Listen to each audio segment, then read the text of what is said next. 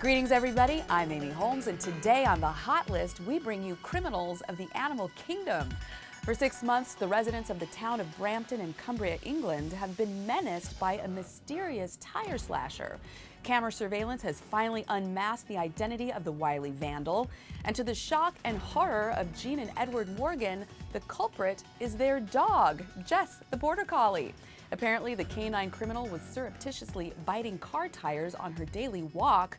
Her mortified owners have reimbursed Jess's victims and promised to keep Jess on a leash. Much tougher to do, however, with bears. In Lake Tahoe back in 2011, a bear broke into the McCarthy family's Prius and attempted to drive away. Apparently, it climbed into the environmentally friendly vehicle and got trapped. In a panic, the bear not only tore the Prius apart, but shifted the gear stick from parked to neutral and got as far as down the driveway before crashing into a neighbor's lawn. The bear, however, managed to flee the scene of the crime. A brown bear in Colorado the previous summer, however, was not so lucky. The furry felon broke into 17-year-old Ben Story's Toyota, knocked the car into neutral, and rolled away from the initial scene of the crime. But he failed to have an escape plan.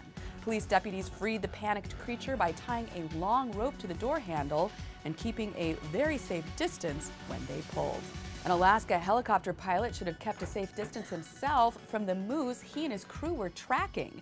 Kevin White, the lead biologist on board, shot the moose with tranquilizer darts in order to tag and track the creature.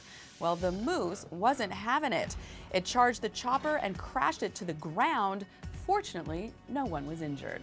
Now, this wild creature is a lover, not a fighter.